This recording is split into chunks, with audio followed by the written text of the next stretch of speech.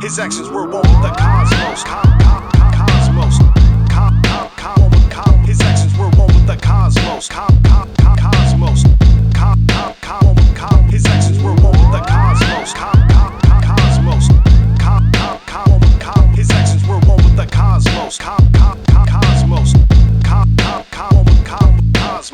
Mind expands, rhyme in trance, left body and revived, enhanced, but can't find his pants. Lines advance, the one with the diamond rants, watch the diamonds dance in a third eye kind of romance. J5's got the gonads, yeah, the ancient nomad. The spirit told him to follow the vein of the topaz, the same spirit that erased his name from the toe tag. Order of fries when he heard his name up at Hodad's. Anxiety tackle, inside he's baffled. A from forbidden apple, his mind didn't grapple. His formative trample, number 5, no dismantle. More than the man though, God's alive when he rambles. The cat and the camel, prophesied through enamels. The scene unravels, open third eye, then he travels. See, he shakes some magic rattles, dimensions he straddles. It may take a sec to fathom when destiny dabbles, cause he was destined for greatness. She asked him where his face went, they erased it. On the 7th day, God replaced it. She knew it wasn't a sound statement, and yet it made sense. You see, he's in another dimension, one just adjacent. He may seem patient, but like moth to the flame chasing. His brain's racing, barely holding on to the space station. Used math in the statement, grew from the crack in the pavement. They gave him dap when he came,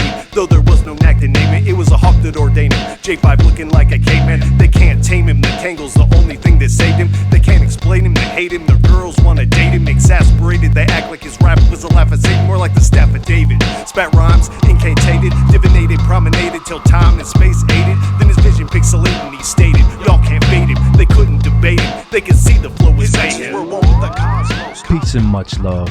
This is your brother Counterculture, welcoming you back to the Divine Performance. You just heard the sounds of J5MD, one with the cosmos. Again, I'd like to welcome you all to session 2.1, and I'll explain that in just a second, of the Divine Performance. We just heard, and for those of you who listened to 2.0, you heard the good brother Minister Zinaru. I'd like to shout out the good brother Minister Zinaru, and for all the kind words that he said and for all of the wisdom that he shared with us. I'd really like to show a lot of appreciation for that. I'd also like to send out my sincerest apologies to all of those people who may have heard session 2 or session 2.0 as I'm calling it now, and there's been a very, very long break. I'm not going to go into details, but needless to say, there has been a long pause in the Divine Performance, and I'm really happy to be getting back to it now, because I'll be honest with you, there was a point where I thought to myself, I'm probably not going to get back to this Divine Performance. I'm probably not going to finish out once again in my life. I'm probably not going to finish out this project, because I tend to begin things in a sort of haste and also with a sort of desperation, because time goes by and we sometimes feel like time is just flying forward away from us, and that we're missing out on a lot of opportunities, and we get caught up perhaps in our circumstances, we get caught up perhaps in our age, and we start thinking to ourselves, it's too late to do certain things. But I'm learning as time goes by not to take on that type of attitude, because it's not constructive, it's not healthy, and underneath of it all, it just simply is not true. So with that said, let's get into 2.0. Session 2.0 of the Divine Performance will be dealing with the 7 hip hoppers. Now, step back just a second. Why 2.0? Why 2.1? Why are we adding these on now? I've come up with an idea, and I've had this idea written down for a very long time. I actually wrote this down back towards the beginning of the year, when I was going through some extraordinary changes and some extraordinary experiences that has given me a level of freedom and a level of calm to be able to come back to this Divine Performance with a whole new different approach. Session 2.0 began a new strand. Now, for those of you who are not familiar, we're going through 12 strands of my Divine Performance, and without going into depth about it, if you're interested, you go back to session 2. You go back to session 1.0 and you get yourself an introduction. There's something that I'm realizing here, and I have to put it out first and foremost. And it's something that was inspired by the Gospel of Hip Hop and something that I read in the Gospel of Hip Hop, that the teacher Keras once said, I am putting together this gospel not for you, but for the future. And that really stuck with me, because so often in life, people like myself who have my kind of character, who have my kind of approach to life, are far ahead of themselves. The good minister sent me a quote that I can't quote right now, but to the essence of, there are certain people in life who find themselves way ahead of others. And I believe in the quote, he was saying that, that God is ahead of us, but there are certain individuals like us who seem to be ahead of the masses. And I'll be able to explain that as time goes on with these 7 hip hoppers, with these 7 life energies. But the idea of breaking down the sessions is because I'd like to continue on along certain strands. For example, this is session 2.1, and I'm going to go into the background of the 7 hip hoppers. But in session 2.2, I will continue on from this second flow. And what I would like to do with that as well, and this is inspired by the contribution that the Ministers in Aru placed in session 2.0 when he talked about patience, because the theme for session 2.0 begins by shouting out the rap fans and begins by sharing a bit of the Hip Hop Declaration of Peace. So now someone hears that and they want to go further into the first principle of the Hip Hop Declaration of Peace, they can send that over to me. If you have something you want to record, if you have something that you want to ask, if there's something that you want to continue along this train of thought, continue along this line of thinking with the first principle of the Hip Hop Declaration of Peace, then I'll add it in session 2.2 or 2.3 or whichever session that comes up. So that way in the future, if somebody wants to participate in the future, I may find myself on session 7, session 8. Whereas somebody might be listening to session 2 and thinking to themselves, wow, I really like this. I'd like to continue on. But, Counterculture has gone on to session 7 and he's dealing with other strands. This way I can pull back and say, no, let's continue on this line of talking about the divine performance, practicing patience, the first principle of a hip hop declaration of peace, the 7 hip hoppers. Whatever is being shared within a particular session can continue on being shared along the lines of that session number. So session 2.1, we're going to continue from session 2.0. As promised at the beginning of session 2.0, I was going to address these 7 hip hoppers, this first strand. And of course, when we go into session 3.0, we're going to be going into the 12 hours of the hip hop hero, because that's strand 2. Now, a note on the strands are moving based on interest. And let's keep it real. Be honest here. There has not been a lot of interest in this divine performance, but taking that step back, realizing that what's important for me, because there's a whole new field of study that's opened up for me, something known as the gene keys, and that will fall in line with this actual first strand. That I have a gift of insight, and I have with that gift of insight a kind of spiritual responsibility that I have no problem taking on. It's just that I haven't taken it on like I should because of the fears and the shadows that stand in my way. That now those fears and shadows have to be overcome and united with, or simply placed to the side. But mostly overcome and united, because you and your shadow are one in the same. And you just have to learn how to become at peace with yourself. So I've had to learn how to become at peace with myself and my ability to share insights and face and deal the shadow that says you ought to fear being rejected because your insights may be a little weird to some people, may be strange to the world out there, but they're important to me. And so their importance to me is where I need to focus. And they may be important in the future, future generations, my children or grandchildren, may be listening to this program. 100 years down the line, this program may be archived somewhere, and there may be something of value here that I'm leaving for that future. So this is where I'm focusing my attention. This is where I'm focusing my efforts. That said, let us move now into these 7 hip hoppers. And before I go into the story of the 7 hip hoppers, given that background, I want to just jump straight in and give them to you, because you may hear this and may think to yourself, nah, I'm not really all that interested. Because a lot of times people save the juicy part for the end. You know, we're going to talk about the 7 hip hoppers, but I may have to give you a whole background in which, you know, you're on the edge of your seat and you're saying, what are these 7 hip hoppers? It's just, you know, let's get to it and then get to the story. So here's the 7 hip hoppers. And basically there are 7 kinds of human beings, and hence there are 7 kinds of hip hoppers. In the hip hop culture today, in hip hop culture of our past, and the hip hop culture of the future, especially when hip hop city comes into being, when we are going to develop cities or develop communities, there are 7 types of people. There are 7 types of human beings. There are 7 types of energy beings that we are, that are going to be contributing to the building or the destroying of this hip hop city, of this hip hop culture, of this community.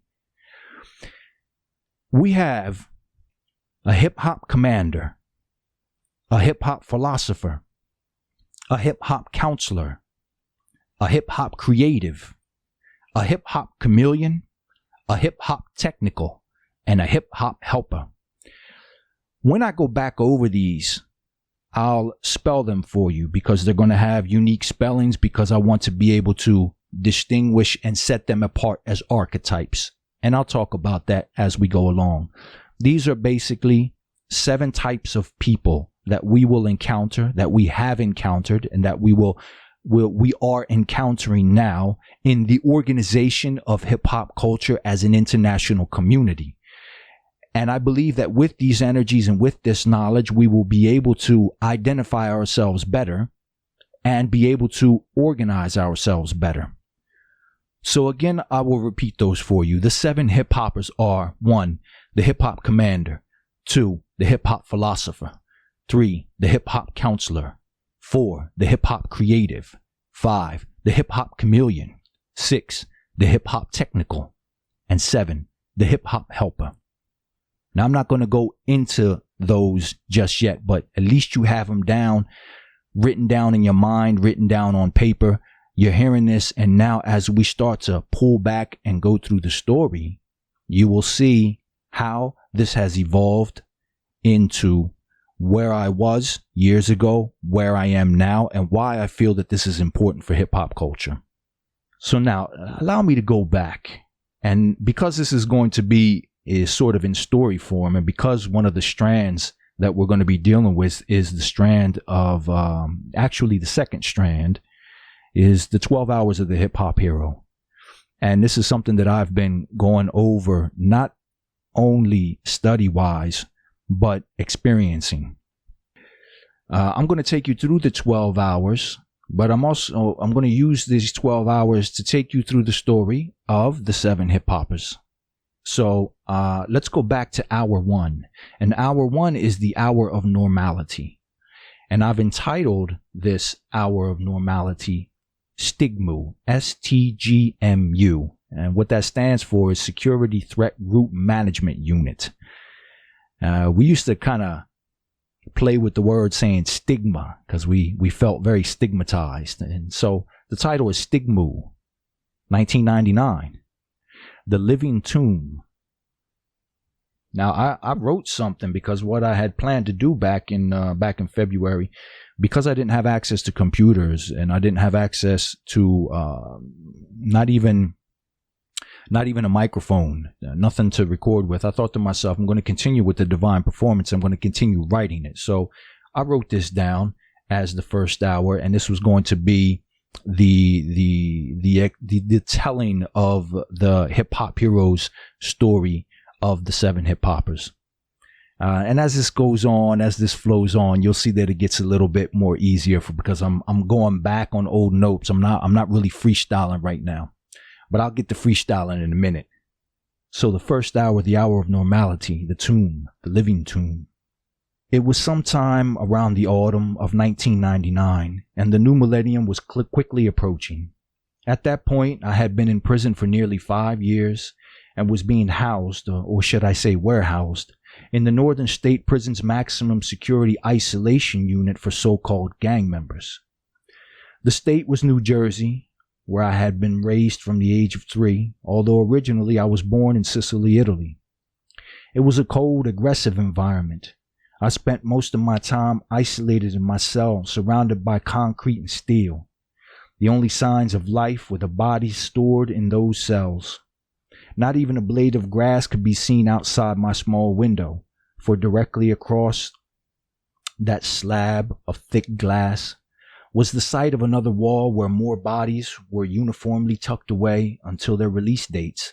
That is, of course, if they had one, or if they ever made it to that date. For about 46 hours, I would eat, sleep, and exist within a concrete box. Every 2 days, we would be escorted out into a caged area, one by one, in handcuffs after being made to strip naked, in the full view of the entire unit. After about an hour of fresh air, we would be brought back in and allowed a quick shower, followed by another 2 days of isolation in our cells. This is what had become my normal life, living, if you want to call that living, in what can only be described as a giant tomb, not for the dead, but for the socially outcast. Hour 2, the hour of the call. King Dragon, Return of the Dragon.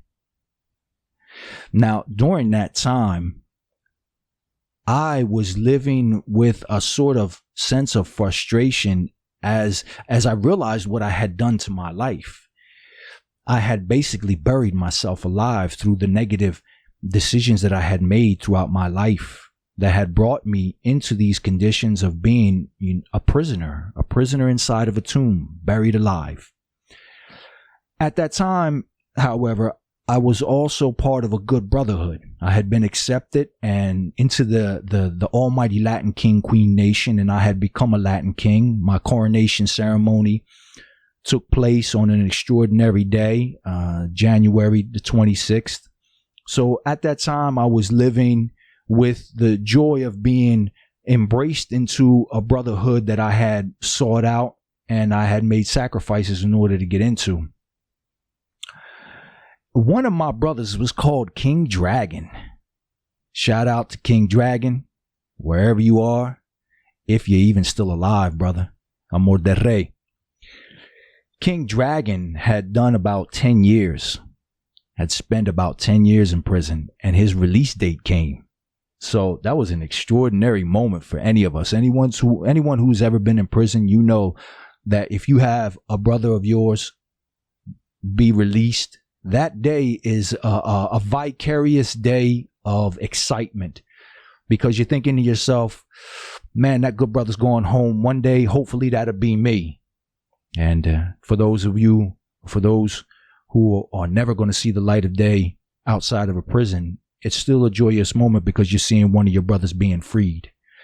And you're thinking to yourself all the good feelings of how good that would feel, because there was plenty of my brothers who wasn't ever going to see the streets again, either because they would die in prison or because they just had sentences in which they could just forget about ever being freed again. But this good brother, King Dragon, was being released, and we were all excited, and we were all there just kind of soaking it in, just feeling the goodness and the happiness of that day. And of course you had your people who were just like, give me that, because when you leave prison, you give all your stuff away. You got books, you got radio, whatever it is that you have, you just kind of start sharing it amongst your brothers, because it ain't something you're going to be taking home. You don't need it at home. You go home and you live a different life when you go home.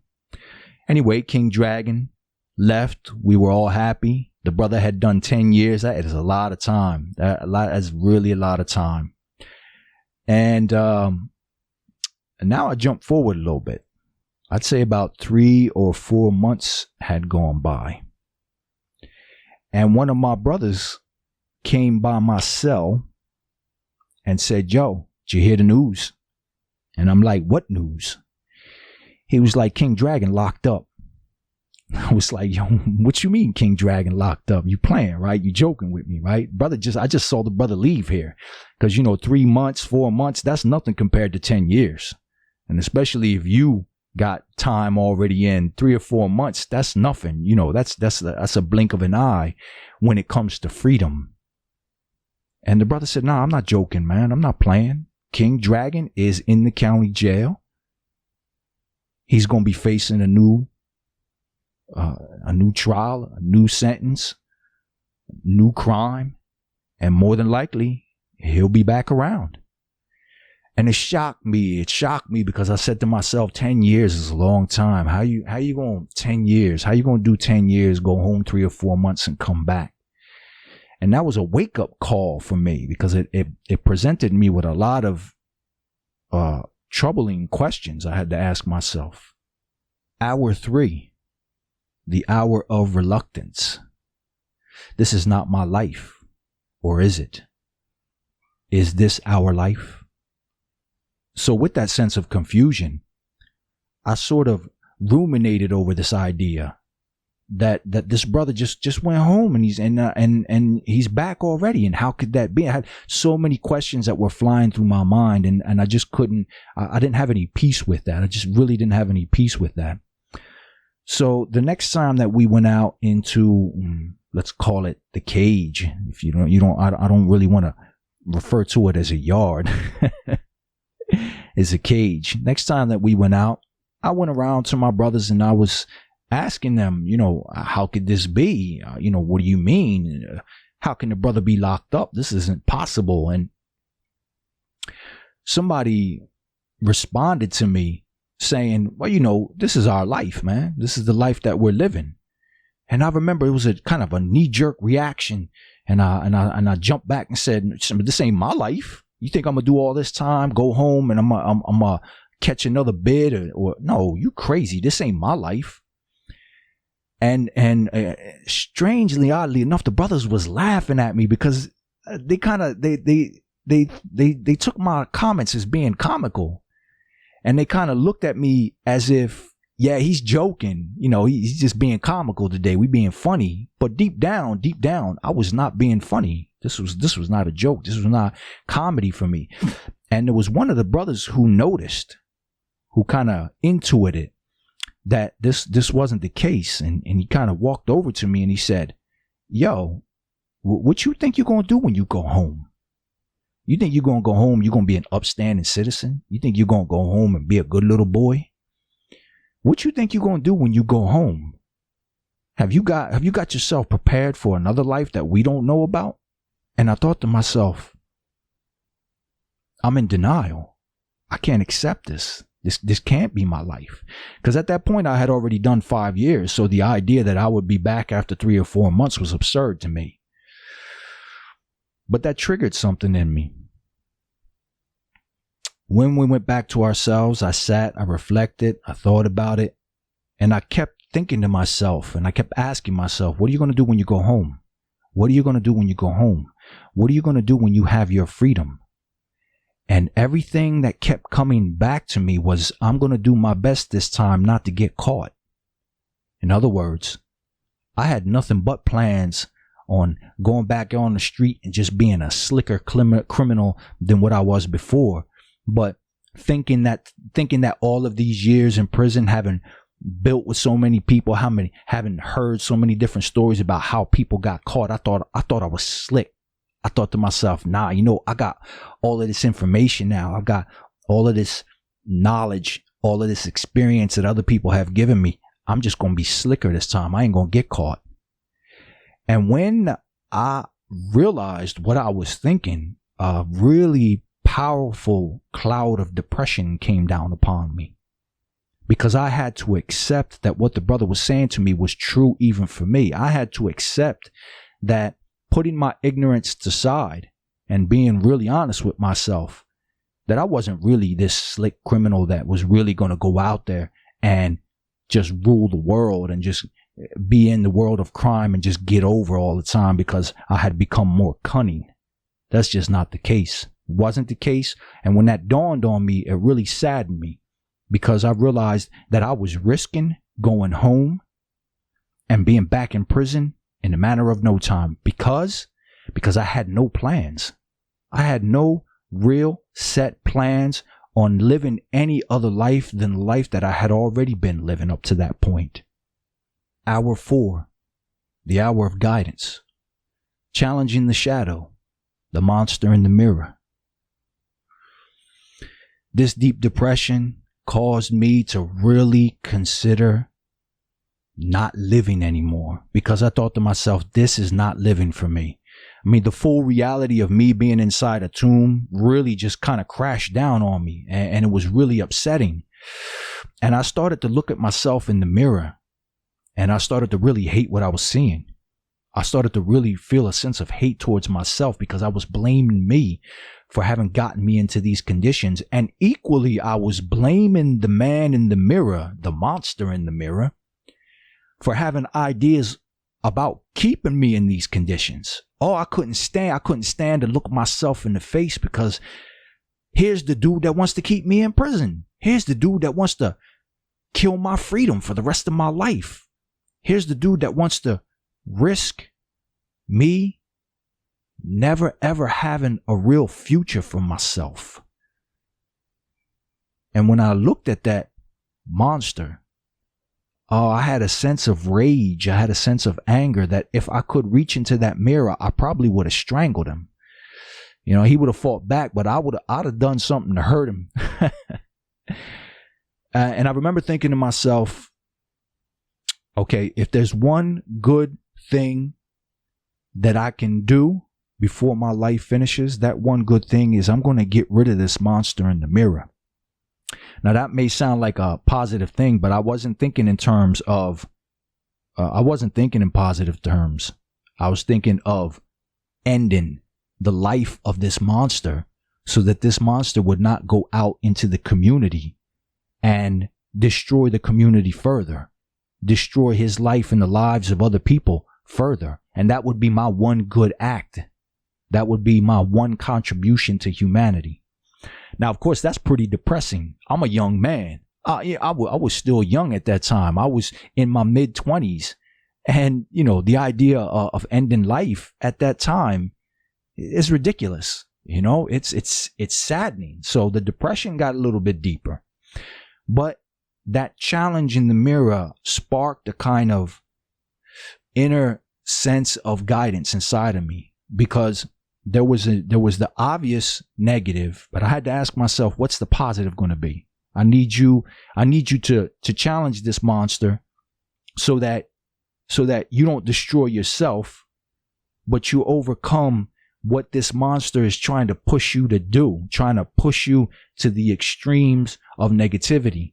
And so I thought to myself, what am I going to do? Am I going to choose the negative, or am I going to choose the positive?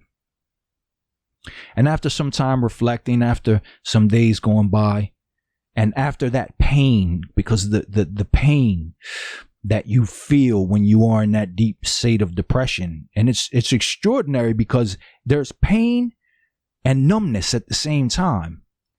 You know, it's like the pain, you don't feel it on your skin, you feel it in your soul, you feel it somewhere inside you.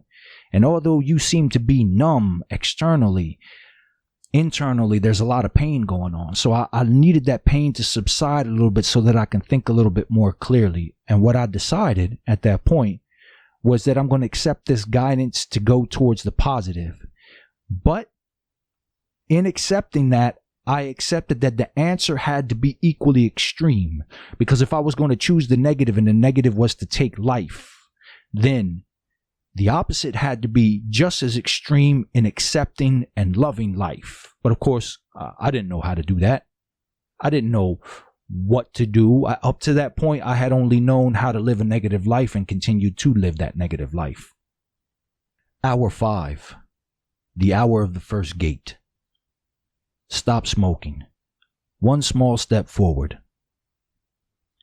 In my rationale, in my way of communicating with myself in my way of letting that inner guidance take me to some sort of solution. I thought to myself, how am I going to do this? How am I going to live a positive life? How am I going to be the opposite of what it is that I've been up to this point? I don't have a teacher. I don't have a mentor. I don't have somebody that I can turn to. I was in this isolation unit with people who were just as bad off as I was. I couldn't go to them for advice. And even if I did try to go to them for advice, which I did afterwards, not necessarily for advice, but because they were asking me, what are you up to? What are all these changes about? And I would tell them, and they would basically say, you're wasting your time, man. You can't be positive in here. You can't live a positive life in here. But the fact of the matter is that I wanted to do that anyway. So I thought to myself, what is a positive thing that I can do? Now, lacking answers to that question, I thought to myself, okay, since I don't know what to do, why don't I look at what not to do? And so I asked myself, what is it that I am doing that is clearly a negative? And that clear negative was smoking cigarettes. And at that time, I had smoked cigarettes for years and years and years. And so with a sense of commitment, I said, listen to myself, if you can do this, and this is a powerful move, this is a strong willpower. If you're really dedicated to making this choice, then let's do it. Let's stop smoking. And so I knocked on the wall to the brother that was in the cell next to me, and it was around midnight. And he said, and I said to him, listen, brother, do you want my cigarettes? And of course, he thought I was joking, because cigarettes for smokers in prison, it's almost like giving cash away. Apart from the addictive nature, to hear someone saying, I'm going to give you my cigarettes is absurd, especially at midnight. So the brother didn't really take me serious. And he was just like, listen, if you playing with me, it's midnight, you playing with me, I'm going to see you in these days. And I was like, nah, brother, I'm not playing with you. And this is the last time I'm going to ask you, because otherwise I'm going to be forced to just kind of flush him down the toilet. So he was like, no, hell no. Pass those things over. So I passed them over to him. And when I stood up, I felt a sense of relief. Something just really exploded within me, because I knew that I had done something good. And in that moment, it was important for me to feel proud that I had made the right move. And that even though I didn't know what else to do next, I knew that I was just to stay focused on that for days on out, because I know the temptation. I know the withdrawals that people can go through when they get rid of addictive substances or behaviors in their life. So I just focused on taking that first step and getting beyond that threshold where I knew that I would be on the other side of genuinely making this decision. And, things went well. Things went really well. I made the decision. I didn't smoke. I didn't go back to smoking.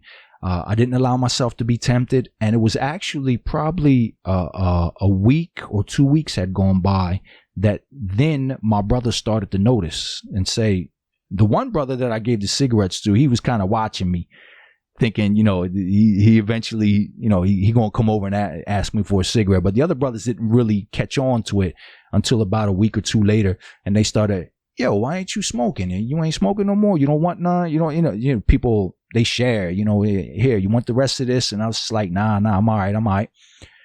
And I was done. It was done, and I felt good about that. I felt really good about that. Hour 6, the hour of training.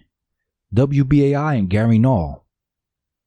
When I stopped smoking, obviously, I kept asking myself the question as the time was going by, what am I going to do now? That was one decision that was pretty easy to make. Even the ignorant can come up with that kind of conclusion that you're not doing something good for yourself. So I didn't know what else to do. Fortunately for me, there was a community radio station out of New York, and it was called WBAI. And this was way back in 2000. This radio station was an extraordinary blessing for me at that time. And I would listen to this radio station, and it would be a lot of very intellectual people, academic people, scientists, Native Americans, people talking about health, people talking about politics. It was very kind of left wing, and I didn't even know what that was back then.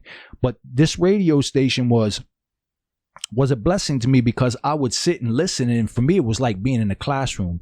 At that stage I had gotten tired of music, even though I would listen to music every once in a while. At that moment when I needed more guidance, I needed more training, because this was the moment in which I was already on the other side of that decision, and I needed to do something positive and constructive with my life, and I needed somebody to give me ideas on how to do that. So I would listen to WBAI, and I would really start to get into the shows and get into the conversations. And fortunately, there was a show that would come on every day at noon. That show is still alive today, and 17 years have gone by. And it was by a man named Gary Null. And Gary Null, at that time, had dedicated that show to health, nutrition, things of that nature. And the show was called Natural Living.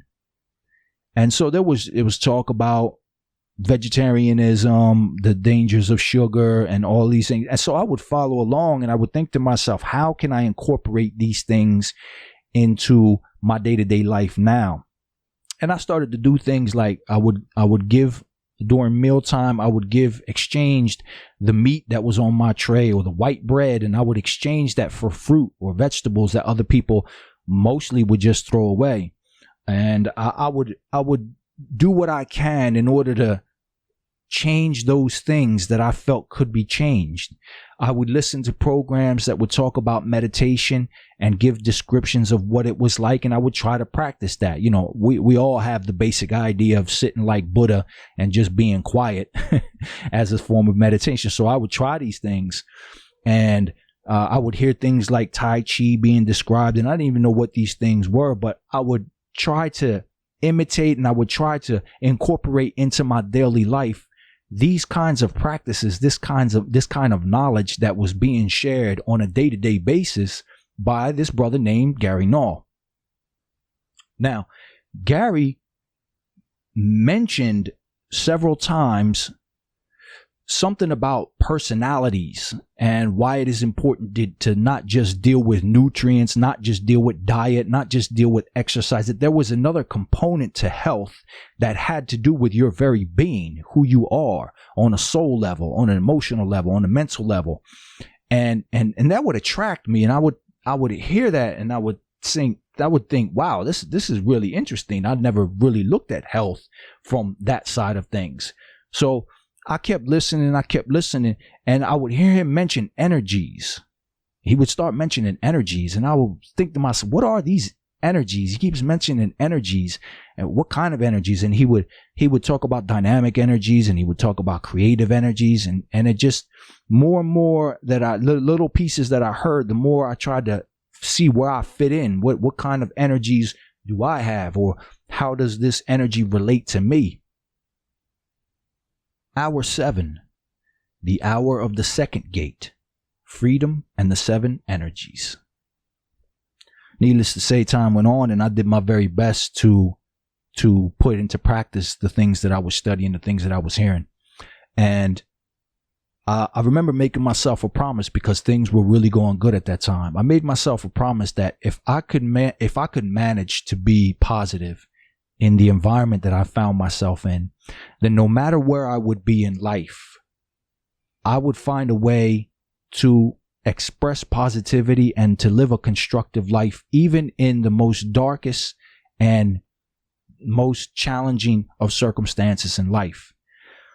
Because as I was mentioning earlier, a lot of the people that I would eventually begin to interact with after I started making these changes, because it's noticeable, people are noticing that I'm doing strange things. I'm not eating certain foods. I'm listening to certain programs. I'm no longer getting involved in certain conversations and certain activities. I mean, I got to the point where brothers would come by my cell door, and they would just start talking about other people, and I would just stop them and say, listen, man, if you ain't gonna be saying this stuff in front of the brother's face, don't say it to me, man. I don't want no gossip in my life.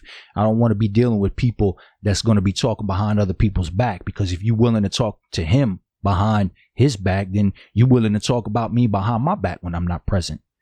And more importantly, when when I understood the destructive nature of gossiping, I also knew to myself, if I'm willing to listen to you gossip about somebody else, then I'm willing to listen to somebody else gossip about you. Then what kind of real friend am I? So I started to eliminate certain things that were obviously catching attention, and people were like, what is this kid on? Counterculture's on. So I was known as King Universal at that time, because as a Latin king, you manifest your name just like any of the other movements. So at the time I was King Universal. So they was like, yo, Universal on some wild shit, yo, he don't make no sense no more. But that was fine with me, because I wanted to kind of really concentrate myself on making sure that this promise will be upheld. So I did that, and I felt that, and I felt good about that. Sometime around August of 2000, summertime. Now, I still didn't know when I was going to be released, because I had no idea. I had so ruined my opportunities for parole and everything. I was just thinking to myself, I'm just going to max out. So around August of 2000, I had up to that point been probably about the whole year from 2000 on up until August. I had been incorporating a lot of these positive things in my life, and I could sense that it was getting close to the time that I would be going home. I didn't know when, but I could sense that the time was coming. So one Sunday evening, because at that time Gary Null also did a Sunday evening show on another radio station. I don't remember which radio station it is, but he did another radio show on another radio station. And the question came through, could you talk about the 7 life energies? Oh, I was so excited. It was nighttime. There was no interruptions. It was Sunday. And so I just kind of jumped up on my feet, and I was standing there in front of this little radio and just waiting. So he starts to break down this idea that we're all born with some type of energy, and that this energy influences the way the way we behave and the way we think. And at this point, I was already on board. I was like, yes, bring it on. Let's hear it. So he starts breaking down the 7 energies, and he started out with the dynamic aggressive, which, if you remember at the beginning of the show, I mentioned the hip hop commander, or just simply commander, because as we go forward, I would like to distinguish between the life energy, the archetype, and its place in hip hop culture. So you have the dynamic aggressive is the archetype of the commander, and then you have the hip hop commander, who is relevant to hip hop culture. So he's describing this dynamic aggressives, and I was like, yeah, that's fascinating. Yeah, wow, yeah, I can recognize those kind of people in society, in the world, in history. So I was cool with that. I was hearing that. It was all fascinating. Then he moved on to the next energy, and the next energy was the dynamic assertive. When he started to describe the dynamic assertive, something lit up in me. I knew he was talking about me. And even though humbly and because of a lack of self-esteem, perhaps, I couldn't imagine myself being associated with people like Gandhi, with people like Martin Luther King Jr., with people like Socrates. And, you know, I was being associated with these people energetically, because what he was describing as a dynamic assertive was what I was, what I felt myself to be. And when I use the word felt, I mean really felt on the inside that he was talking about me. So I immediately said, that's my life energy. I don't even care what he says after this. I know that that's my life energy. Of course, I sat patiently and I listened to the dynamic supportive, the creative assertive, the adaptive aggressive, the adaptive assertive, the adaptive supportive. And he went through all of these, and I began to look throughout life, the people that I've known, the people that I've read about, the people that I've studied, the history that I've learned. And I began to see, wow, these people exist in a kind of holistic way. And it was a great freedom for me. It was a great opening up that said, yo, this is what you are, who you are on the inside. Allow yourself to be that, and you'll have more freedom in life. You'll have more success in life. So I took that on, and I was really excited about that. I was really happy about that. I now had something of a tool, something of a, I don't really want to call it a weapon, but something of a strategy, something of real deep importance that I could take with me as I move forward into this new life that I was going to be living. Hour 8, the hour of the battle. The shadow returns. Deportation. Return of the monster. September, a month later, I was released from prison and I went home, and I was the happiest man alive. I was positive. I had direction. I had an interest in life, and I was ready to face whatever there was to face.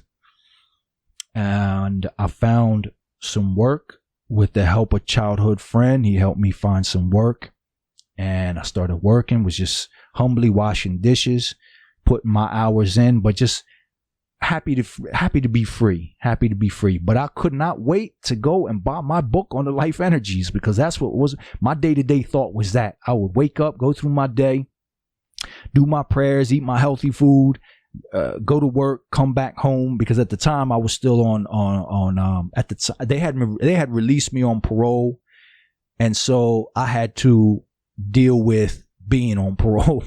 So I couldn't really leave the house other than to go to work. It was almost kind of like a house arrest, but I dealt with it. It wasn't no problem.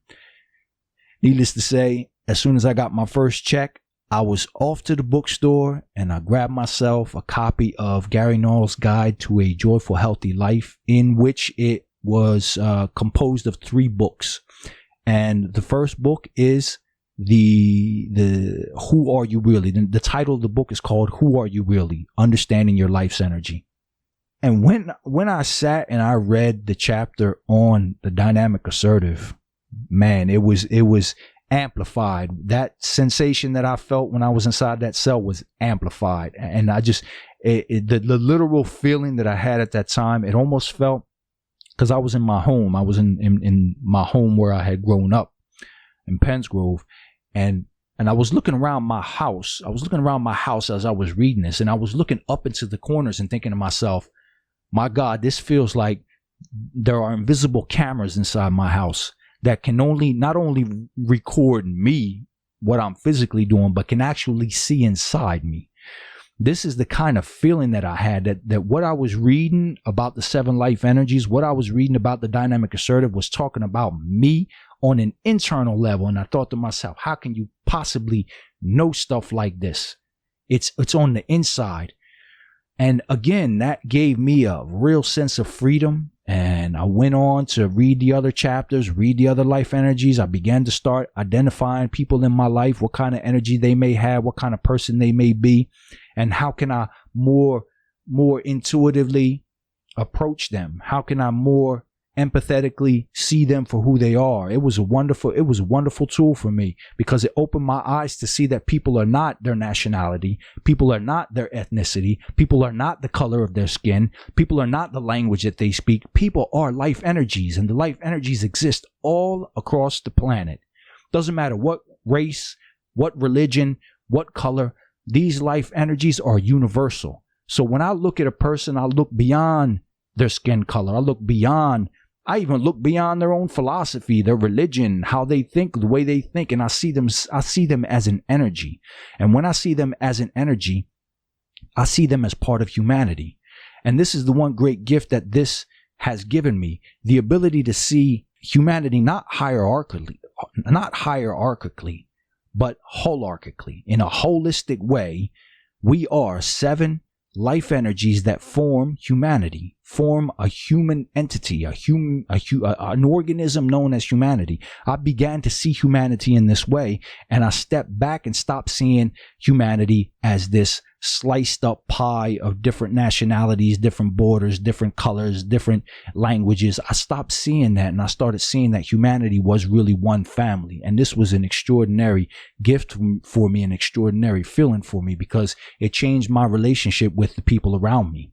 Unfortunately, after having been in prison all of this time, my documents had expired, and I needed to go renew my documents. Now, I was not an American citizen. I was born in Italy, so I had Italian citizenship. I had green card. I lived my life normally with the documents that I had. But the problem was that in saying that I lived my life normally, I grew up in America thinking that I was an American, because from a young child, from just a child of 3 years old, up until that time, I went to school in America. I worked in America. I did my dirt in America. I participated in hip hop culture. I went to the schools. I watched the television programs. I listened to the radio stations. I listened to the music. I felt in all effects, I felt myself to be American. So when I went to the immigration's office to get my documents renewed because they had been expired, I got snatched up. I got put in cuffs, and I got told, you no longer have the right to be in this country. You have to return to your country of origin. That was a massive shock. Massive shock. And the demon, that monster, had jumped right back in my face and was basically saying, you see, all that positive nonsense that you wanted to, now look at you. You're right back in prison, just where you had promised you would never go. And it really tore my spirits down. It tore my morale down. I was literally at the hero's point where you are in the ordeal and you are facing your greatest enemy that really wants to destroy you. And I did my best to face that. I did my best to get back on my feet. It took a little while. Yes, of course, I had to be incarcerated. I had to face the idea that I had to be deported. I had to face the idea that I was going to need to start over my life. And I had to go through a moment. I had to go through moments where I didn't want to do it. There were moments that I just didn't want to do it. I didn't feel like I was going to win this. I felt defeated. But through prayer, through patience, I got beyond that, got back up on my feet, and thought to myself, I got to face this. I made a promise. I'm going to do this. Hour 9, the hour of the gift. New life, new world, clean slate. I was deported at the beginning of 2001, around March, and I found myself in Italy. I found myself being literally left in an airport with $500 in my pocket and a trash bag full of clothes. And that's it. That's all I had. I didn't even have ID card. I didn't have documents. I didn't have nothing. I didn't have anyone to call. I didn't have no phone number. This was the year 2001. There was no cell phones. There was no Facebook. There was I had to face the hard, cold reality that I was in a foreign country, foreign to me, and I had to do my best to kind of start over. I had no choice. There's no choice in that. I had to start over. And that was hard. It was hard to face, but I picked myself up and I said to myself, this is a new life. This is a different world. These are different circumstances. And I basically got myself a clean slate because I had not grown up in Italy. So Italy was a country that in which my dirt didn't pop up anywhere. So I took that into mind and I said to myself, I'm going to continue to maintain my promise. I went through homelessness. I went through being rejected by family members that didn't want to have anything to do with me, didn't really want to help me out. But the gift was that I had this new slate. And so upon this new slate, I wanted to write something new. I wanted to do something extraordinary with my life. I had nothing to lose. And that's that point where you don't have anything to lose, then everything is yours to gain. Everything is yours to enjoy. So I picked myself up. I did what I had to do. And at the same time, fortunately, I had my Life Energy book with me. So I continued to study my Life Energy book and continue to look really deeply into what it means to be a dynamic assertive. Hour 10, the hour of the return. The dynamic assertive MC, also known as counterculture. It was time for me to pick up and move on with my life, move on into that new life. And one of the things that accompanied me, of course, was hip hop. Hip hop was what gave me a sense of comfort. I would write lyrics. I would download instrumentals. I would walk around. At the time I was living in the city of Rome. I would walk around the city and I would look for graffiti art and I would just hang out. I would just hang out looking at graffiti art and imagining to myself that I was still back in the States. I was still back in hip hop land, because for me, hip hop for me was still an American thing. I still had not grasped fully the idea that we were an international community, because this was still early on. It was still before the gospel of hip hop. And I tried to comfort myself with the idea that I still got hip hop. I'm still in it. I'm still young. I can still realize all of these dreams that I thought to myself while I was in prison, I would just have to put them off to the side. And not only just realize just these dreams, but make more dreams happen. But the channel for me to go through was through hip hop, because I knew that hip hop would love me. I knew that hip hop would accept me. I knew that hip hop has never been for me something that could deny me, something that could reject me. Hip hop was always, and still is, the gatherer of the lowest rung of humanity, the embracer of the lowest rung of humanity, the poor, the outcast. So I thought to myself, if I'm going to do something in hip hop, it's going to be all good. I'm going to get love for that. Apart from the fact that I always thought to myself, ever since I started writing, I can be a really good MC. But here was the gift that I was going to add on to it, that I wasn't just going to be any kind of MC, because I would remember back in the day when KRS-One in the song said, you got to have style and learn to be original. And I said to myself, I'm going to be original. I got to do something original. I got the time to do it. I got the opportunity to do it. So I thought to myself, I'm going to be a certain kind of MC, not that doesn't exist out there, but that does not exist out there consciously. I'm going to be a dynamic, assertive MC. I'm going to take my knowing and my knowledge of who I am and who I see myself to be, and I'm going to bring this into MCing. So I'm going to be conscious MC doing conscious rap, but also conscious of being a dynamic assertive. My whole demeanor is going to be different. I'm going to be the dynamic assertive on the mic and not afraid of being it, because this was giving me knowledge that was encoded within me, that following this knowledge, I would be able to be more of myself. And what better way to MC than to be more of who you really are? So that was my plan. Now that's what I was going to take forward. And I chose the name Counterculture because it represented for me what dynamic assertives are, where dynamic assertives are, where you would find most dynamic assertives. Because I was finding at that time, as I continued to study in the natural life energy, I would find that the people aggregate based on their life energy. Even though the percentages are different, if I went to a factory where there were assembly lines, I would find a huge proportion of adaptive supportives who are the worker bees. And that wouldn't be coincidence. That would be their environment. If I went to the Academy of the Arts, I would find all kind of creative, assertive people.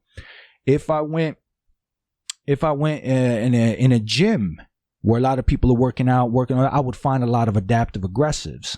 So I started seeing that there was places in life where people gravitate towards. And so I wanted to be a dynamic assertive in the hip hop community, knowing that there are a lot of dynamic assertives in the community, but I was going to be that dynamic assertive that was going to be counterculture, but conscious of being a dynamic assertive. And the dynamic assertive has the best life in the counterculture. So I was putting it all together for me. Hour 11, the hour of the third gate, Irish hip hop community. So now with these 7 life energies, with this counterculture, I was ready to go on and get back into living an ordinary life, so to speak, but living a new life that would become normal for me. Because at that point, I was fortunate to have had all of these unfortunate experiences, but to have remained positive. I proved to myself that I did not need to go back to the criminal world, because that was important for me, to know that I can keep my promise and that I would not go back to the criminal world. So I went forward and I said, okay, I'm going to go to Ireland. I'm going to be involved with the Irish hip hop community. And perhaps being this dynamic, assertive MC, I could teach the life energies through hip hop. And so that's what I had projected to do. So I went and I boldly would just kind of present myself from counterculture. part of hip hop culture. I'm an MC, B-boy, and I would put myself out there, and I got a lot of negative feedback, but I kept pushing myself forward saying, I'm a dynamic assertive. These people, or they get it, either they get it or they don't get it, doesn't matter. One side or the other side, I got to do what I got to do. And as an artist, there was something that I had learned at that time, that you shouldn't do your art based on the applause that you might get. And you shouldn't do your art based on the rejection that you might get. In other words, don't change up because you're afraid of being rejected or criticized. But at the same time, don't allow your style to be influenced by what you want people to accept. Just because somebody claps their hands, don't think to yourself, you know what, if the next time I have a different idea for a different artistic approach, I better not do it, because I better go the route of being accepted already for a particular style. You should neither do it for one nor the other. You should do your art based on who you are and how good it feels to you and how much you like it. And so I took this approach into the Irish hip hop community, and I said, I'm not going to do it neither for the cheers and neither for the boos. I'm going to do this because I can, because this is what I enjoy doing. So I quickly found out that teaching the life energies was not really going to be possible in the way that I had hoped. But being a dynamic assertive MC was very possible. And so I did that. I did just that. I allowed myself to be a dynamic assertive MC. And as we go forward in these sessions, we will learn what a dynamic assertive is, what a hip hop philosopher is, and how I was able to do that, and how many other MCs are able to be these kinds of dynamic assertive MCs, hip hop philosophers. Hour 12. The Hour of the Elixir, Life Energy Teacher, and the 7 Hip Hoppers. Now we come to the conclusion of this story, to kind of quickly, because I've taken up a lot of your time, but as stated before, this is something that is being projected into the future. So I kind of want to put it down in all of its details for the genuine people who really are interested in these kinds of things. The elixir, of course, was that I got to bring back to the community the example of a dynamic assertive living on the high side of his energy and manifesting that MC, that hip hopper who would be counterculture, who would remain counterculture, and who is counterculture to this day. The 7 hip hoppers were not yet revealed to me, but at that time I had given up on teaching the 7 life energies to a hip hop community. And so I started to seek out seekers to share this knowledge with. And I had some really amazing opportunities to be able to give talks, give seminars, open up my own private practice in which I could coach people based on the life energies. And that was something that was a great time for me, because I thought to myself for years that this is a really extraordinary study. This is an extraordinary model for understanding human nature. And the thing that makes it extraordinary, why I give it so much positive attention, is because we need to stop looking at other human beings for the physical body. That physical body is really an illusion that really traps us in to cornering people into boxes that don't really help you to understand what's happening with that person. When you look at presidents, when you look at celebrities, you look at artists, when you look at the people around you, we need to start beginning to have a model that allows us to see intuitively or otherwise that these are human beings that are energy beings, not just the physical body, that there's an energy there, and that energy has a purpose. It has an individual purpose and a collective purpose. And so the 7 life energies for me was an extraordinary discovery. And I always found it very frustrating over the years to find that not that many, I thought I was going to be starting a whole new movement. Be honest with you, man. I thought I was so excited by these life energies. I thought to myself, once I start teaching this to people and people start waking up and seeing that they are who they are and start aligning themselves with their life energy and their life changes and my life changes, and we start hooking up with one another, building movements, building organizations, none of that happened. None of that happened. None of that at all. People just was not getting the life energies like I was getting it. And to be honest with you, I still don't know why that is nowadays. I'm 17 years into being a student of the 7 life energies, into trying to teach it to other people, share it with other people. And it just comes down to the idea that certain things have their time, have their place. And I gotta really come to grips with that, because it's been hard not coming to grips with that. It's been hard being frustrated and thinking to myself, why aren't people getting this? Why is this knowledge so just undervalued, overlooked? But I've been keeping on, and that's the way it should go. I keep on keeping on and keep on hoping that one day those opportunities, those doors fly open in which the life energies will be acknowledged, and that an interest will be gathered so as to hopefully one day be called upon to talk a little bit more about the relevance of these 7 life energies. Now, because I wanted to share this with the hip hop community, I was studying Adam Apollo's work. He's a good brother. For those of you who are not familiar, go check him out. He's got he's got a great academy. He's got a lot of fascinating ideas. He's just an extraordinary brother in and of himself. And I was looking at his work, and he had done something to the effect of creating archetypes for the chakras that we have in our system. And I thought that was a really extraordinary idea. You know, having archetypes that can help you understand types of people, types of thinking. And this is my area. My area of human nature is understanding all the different ways that our energies manifest in the different bodies that we have, and how they manifest and how they influence us. So in looking at that, I thought to myself, wow, it would be really great if I took the 7 life energies, and in order to teach them to the hip hop community, to share them with the hip hop community, but at the same time, not just the hip hop community, but to continue on sharing the knowledge of the 7 life energies, that I'm going to take the life energies and I'm going to put archetypal names on them. Because people who have never heard an expression like dynamic aggressive, they're just going to look at you like, what is that?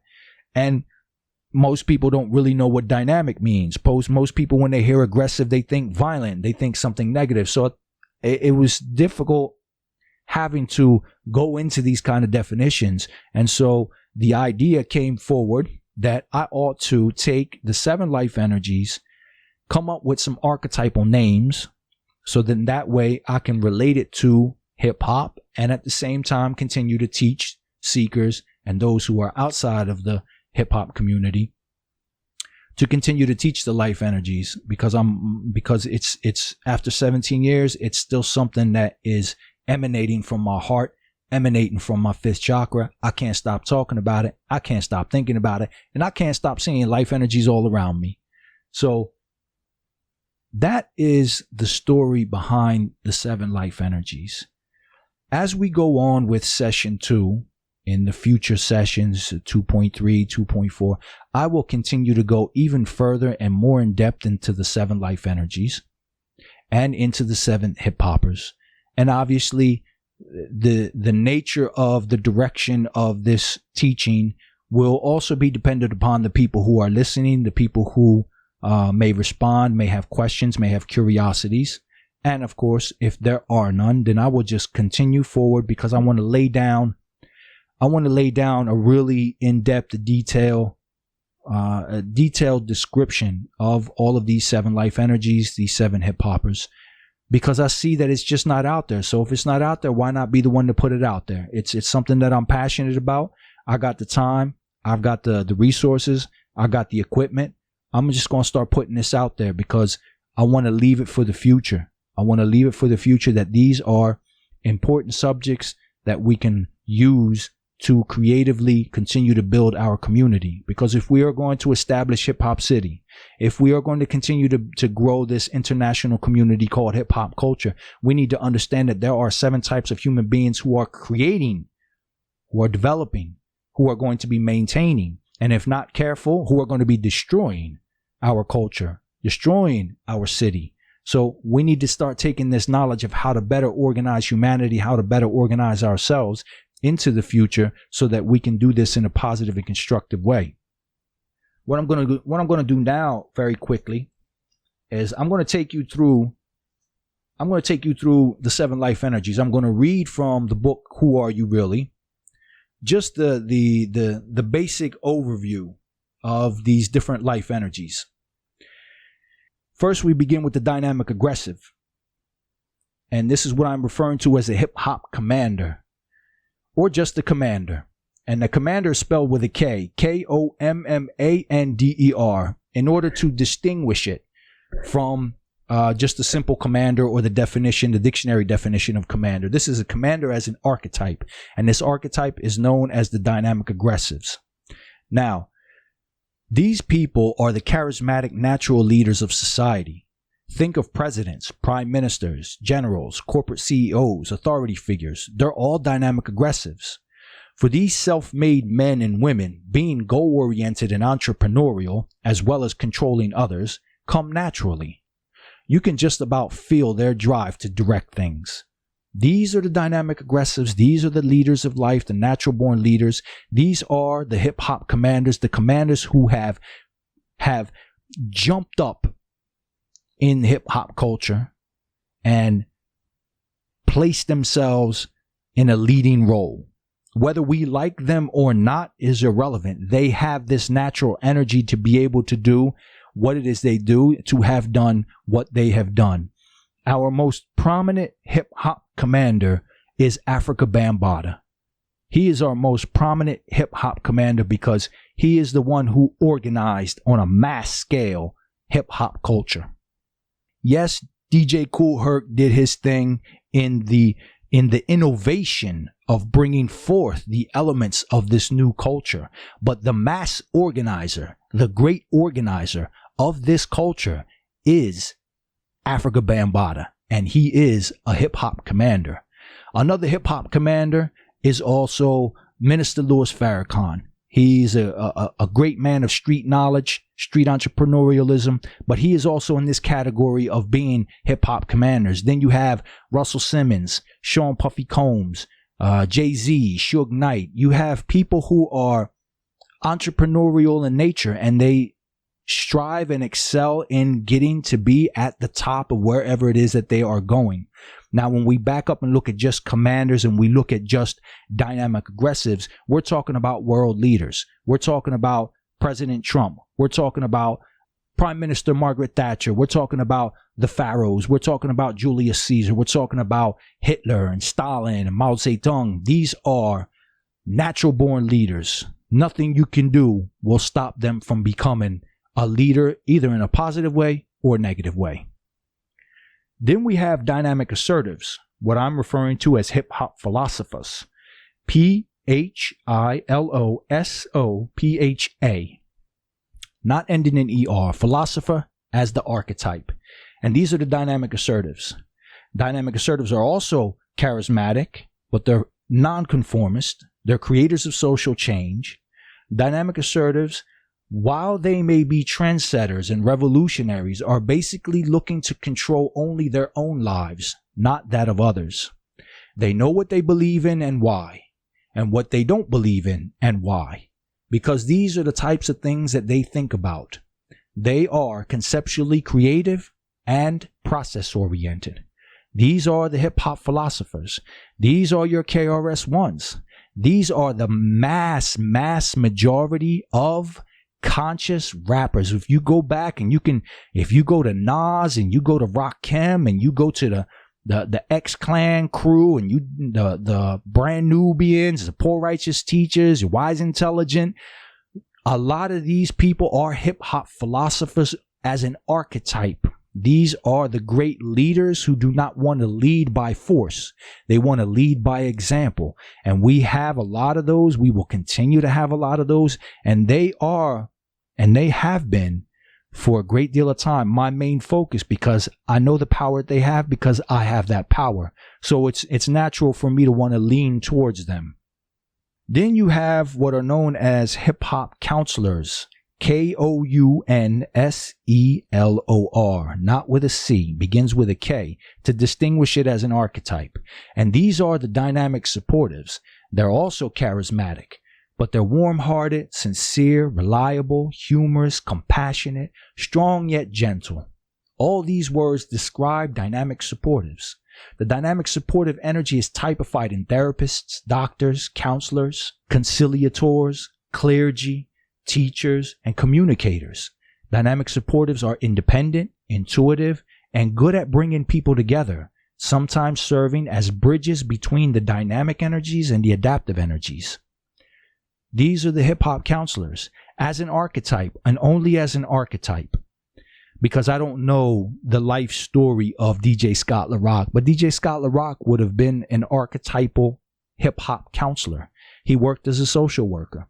These are people who like to work with other people, encourage other people, and give other people the support that they need in order to manifest their ideals in life.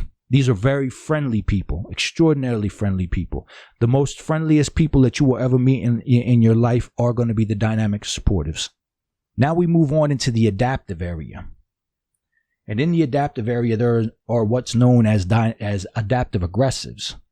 And these are your hip-hop chameleons. Now, I've kind of jumped a bit, and there's a reason for that, and I'll explain that in the future. I just wanted to go through all the dynamics, and now I'm going to go through all the adaptives. Your hip-hop chameleon, and that's spelled Khameleon, the hip-hop chameleon.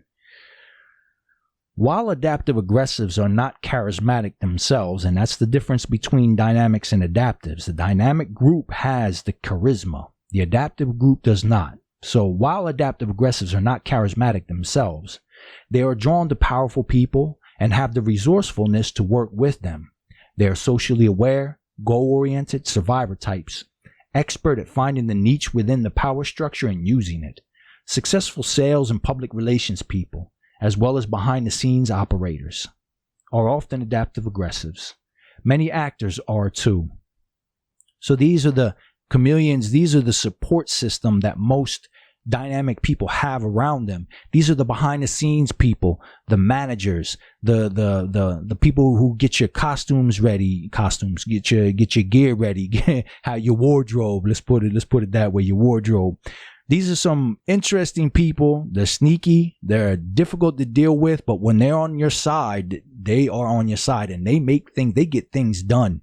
They make things happen, and they have an abundance of energy. They have an extraordinary amount of energy, and it's important when you have projects to get done or things to get built. You have to have these people on the team if you want to get things done.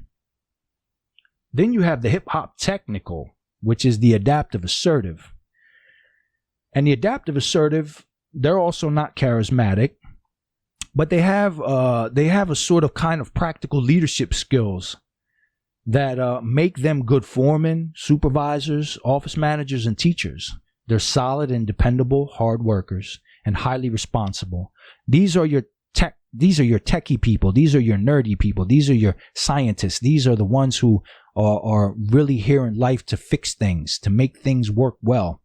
And they're also very much behind the scenes. But when we think a lot about hip hop culture, there's a lot of unseen forces and unseen names. When you have people who develop a microphone, develop a speaker, the sound system, there's a lot of behind the scenes people that we hardly ever give acknowledgement to. And that's unfortunate because they're the powerhouse. They're the ones who really help to get things done. And being behind the scenes should not be less glamorous than those who find themselves on stage. And often in times when people find themselves in the limelight, they don't acknowledge how much it takes of a collaborative and cooperative effort in order to get things done. And these are our technical people who will be the ones and who are the ones who make sure that things work properly and things get done properly in a perfectionistic kind of way. I always like to add the thought along with the hip hop technicals, these adaptive assertives, that if you're building a bridge, you want that bridge to be built to precision because you're going to be driving your car over that bridge. You don't want that bridge to fall apart. So you want these kinds of people to be able to design the architecture, do the measurements, and make sure that everything is put into its proper place. And that's the same goes if you're doing a show. And the same goes if you're building a house. These are the kind of people who will put down that perfectionistic patience to make sure that things get done right. Then you have your hip hop helpers. And the hip hop helpers are of the life energy of the adaptive supportives. This group comprises the great majority of the population. They are the non-glamorous supporters of the status quo, and society runs because of them. This group, which has the gift of helping others, includes blue-collar workers, administrative assistants, support staff, the troops. Sometimes security-seeking, they're often good citizens, compassionate, charitable, even selfless. These are the worker bees. These are the ones who quietly help us to build a society. They don't want to stand out. They don't want to be flashy. They don't want to catch anybody's attention. They don't want to be famous. They don't want to be rich. They don't even want a whole lot of responsibility on themselves. They want a simple, secure life. And we're going to need these people in order to make sure that things run. Your buses run. Your mail gets delivered. There's somebody at the counter when you need to go buy something. These are the people who work in factories for years and years on end, making sure that the products that we need get built piece by piece. They have that kind of patience. They have that kind of stability, and they have that kind of need in life, not to stand out and to actually be followers. Now, jump back up to the middle, and we have the hip hop creative, and that's spelled. Oh, by the way, technical is spelled T-E-C-K-N-I-K. No, I got that wrong. T-E-C-H-N-I-K-A-L. The hip hop helper is spelled H-E-L-P-A. Again, to distinguish these as archetypes. And then we have the creative, K-R-E-A-T-I-V-E. And these are also known in the life energies as the creative assertives. Creatives seem to only manifest as creative assertives. There are no creative aggressives. There are no creative supportives. But in the future, when I describe how these life energies work, I will describe the uniqueness of this creative assertive type and why it has all of the characteristics and qualities of all the other life energies. These creative assertives often display heightened sensitivity and perceptual ability. They're absorbed in their work, reflective, self-sufficient, sometimes volatile, and visionary. They question life and themselves. They're designers, artists, novelists, dancers, and musicians. And a lot of hip hoppers fall into this category. I'd say the majority of hip hoppers that we know of and who are consciously and actively developing this hip hop culture, a lot of them are creative assertives and dynamic assertives, the hip hop philosophers and the hip hop creatives. So there we have it for session 2.1, the 7 hip hoppers. May seem like I was all over the place with it, but I'm trying to relax into this and know that I have all the time that I need in order to continue moving forward and developing these ideas. The hip hop community, I believe, would benefit greatly from the knowledge of the 7 life energies, from the awareness of the 7 hip hoppers, because if we are going to develop and build a hip hop city, somebody needs to govern that city. And it would be wise to have a hip hop commander on the positive side of his or her energy to be the mass organizer, because these are the mass organizers. We need hip hop philosophers in order to be able to construct systems that would allow for the equality of all people. We need hip hop counselors in order to be able to help people with their problems, help people with healing, help people with motivation, and help people to feel the sense of friendliness that they're not alone. We need hip hop creatives in order to make a city beautiful. We need hip hop creatives in order to bring us a philosophical understanding of life, an interpretation of life, because they interpret life for us. We need hip hop chameleons to be able to establish some sort of order and direction that allows for the movement of projects to go forward, allows for entertainment to be what it is. Without those hip hop chameleons, a lot of entertainment just would not really go anywhere.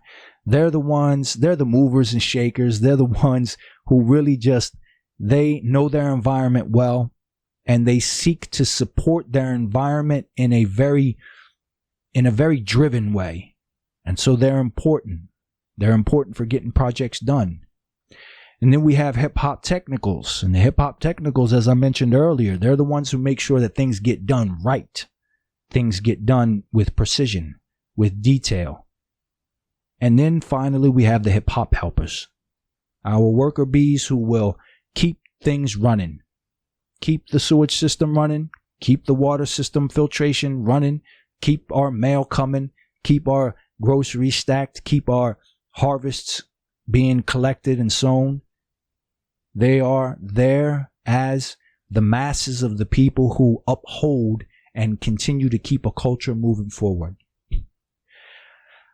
Well, I've said enough, and as we continue on in this session 2, we will continue to move forward. I will mention again that if you want to add anything onto these, they will be added on in the future shows. If you want to talk about performing patience, if you want to talk about the first principle of the Hip Hop Declaration of Peace, or if you have any questions that you would like to ask, or you would like to see a certain one of these archetypes be addressed more in the future. And also what I would like to add before I finish here is that this is what the teacher KRS-One refers to as intuit knowing. In one of his lectures, he talked about intuit knowing, and intuit knowing comes from an intuit knowledge. And that intuit knowledge, as he described, is found in our DNA. It is part of our DNA. So these 7 life energies, these 7 hip hoppers are part of our DNA. And as this discussion goes forward, I will in the future include, where necessary and where possible, I will include other systems of intuit knowledge, other systems like, for example, the gene keys or human design, or other systems that help us to describe and understand human nature better, who we are on an energetic level, on even on a programmed level. We come into this world with certain knowledge, and that knowledge helps us to be who we are if we spiritually get out of our own way. So with that said, I'm going to leave you all in peace, and I'm going to say much gratitude. Shout out to all the people who are listening in, and shout out to the future. Until the next session, peace and much gratitude. Back to the class. Word up. Y'all know y'all going through chambers now.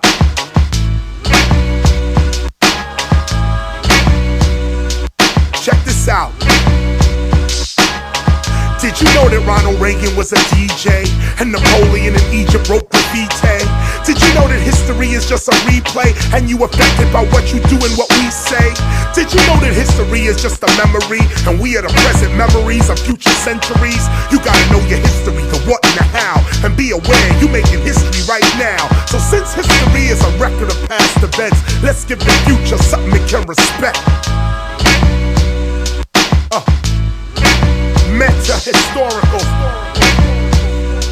Yeah, listen, meta-historical. History is a record of past events. It tries to make sense of the past with past evidence. The life of a free man makes history in many ways, but history makes the life of a slave. History is an art, not a fact, and the historian, no matter how scholarly, is never exact. We are living in an omni-event. Keep in mind, everybody's doing everything at the same time. The activity of the whole globe can never be recorded. Our linear vision is too distorted. We think in terms of A, then B, then C, then D, then so on. We say this began here, that ended there, so our conversations can have something to grow on. But in reality, the omni-event has no beginning or end that you can detect. We make beginnings and endings in mass confusion so we can talk about the things we're doing, but this is all an illusion. We see reality according to the symbols we're using. Can words exist without letters? Can birds fly without feathers? Who changes? We are the weather. These words are forever, so I'm calling these oratoricals meta-historical. Meta-historical. Beyond history. Look, Meta historical, I got so much more for you. Hip hop is a culture, rap's not all we do. When the teacher's calling you to higher order, you try to slaughter your own foundation. What's wrong with you? We got so much more to do.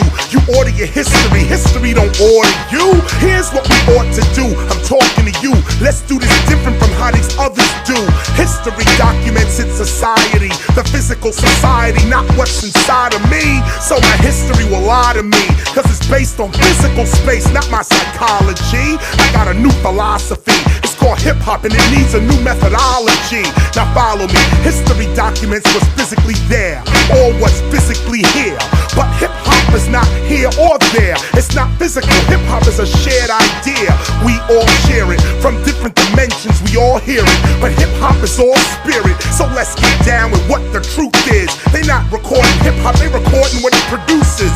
Winners and losers, CDs and tours. That's not hip-hop, that's rap music folklore. That's why these rappers are no more, cause they followed no principles, traditions, and no laws. That's why the future remembers me, KRS, rhyming for the century.